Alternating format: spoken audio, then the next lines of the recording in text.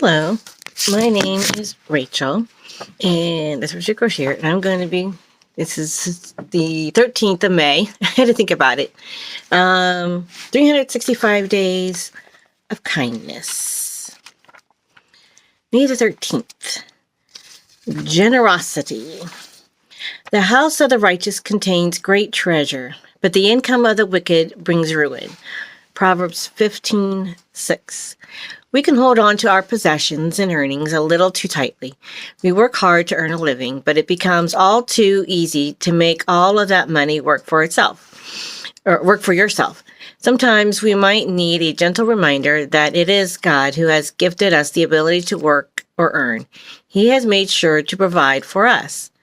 Don't fall into the way of the wicked and hold so tightly onto your money that you forget to use it for good. Ask God to show you ways you can be generous and spread His love even further than your immediate family. Let Christ shine through your open hands. Act of kindness. Give someone a gift card you don't intend to use. Now, well, that would make sense. Somebody gives you a gift card and it's one that a place you don't usually go, then you could give it to somebody else who can use it. That way till it gets used. Daily guidepost for grandmothers.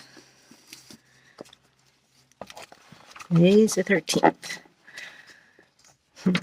Let us love one another, for love comes from God. 1 John 4:7. I talked about this yesterday. 1 John 4:7 and 8. Beloved, let us love one another, for love is of God, and everyone who loveth is born of God, and knoweth God. He that loveth not does not know God, for God is love. Beloved, 1 John 4:7 and 8. Do. After years of dreaming and remodeling our house, we finally knocked down the walls between our kitchen, family room, and dining room. But I still have one item on my wish list, a new family table. I want a user-friendly, sturdy table that people are drawn to, not only to eat, but to read the newspaper or have a cup of coffee or play games. I call it a family table because it's the kind of place where family happens. The family table of my childhood was an oblong glass table that my mother inherited from my aunt. My mother insisted it set a proper tone for our family with 4 rambunctious children. It was the only place where we came together regularly.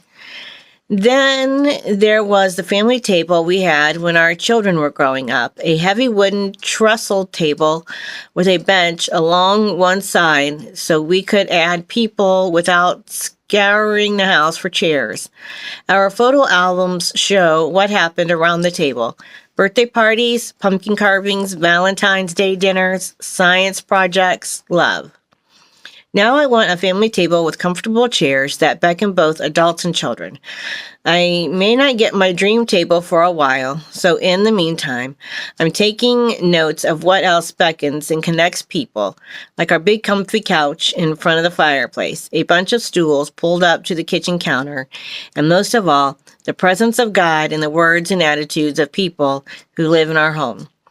Father, May your presence bless our newly remodeled home each day. Carol Kuykendall. And as I said, she has a lot of those in here. This is about the 3rd or 4th devotion that's had, talked about furniture and how, and their presence in your home and the emotions and memories we have, pieces of furniture. Speaking of which, underneath this camera, there's a very old piano that my parents have. And a long time ago, they had it fixed. And the piano's information.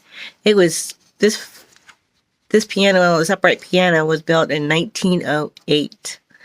That's an old piano, and it still plays. It needs some tuning again, but it still plays.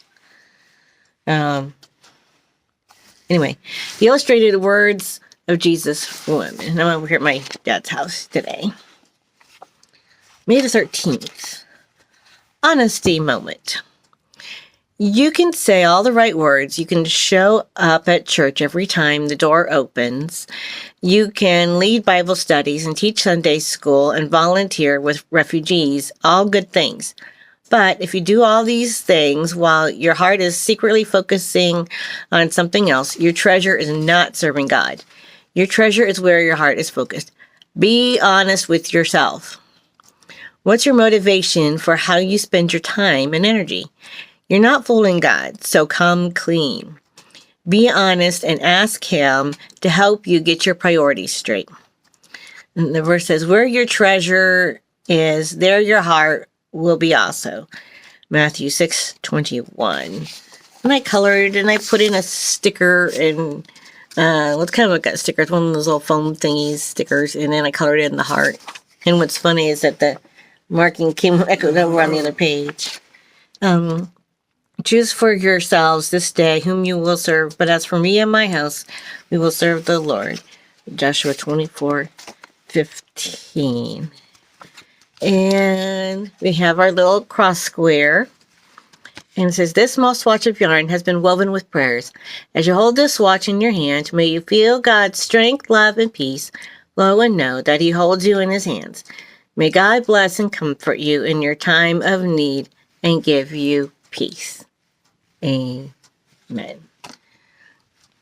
Love y'all. Bye.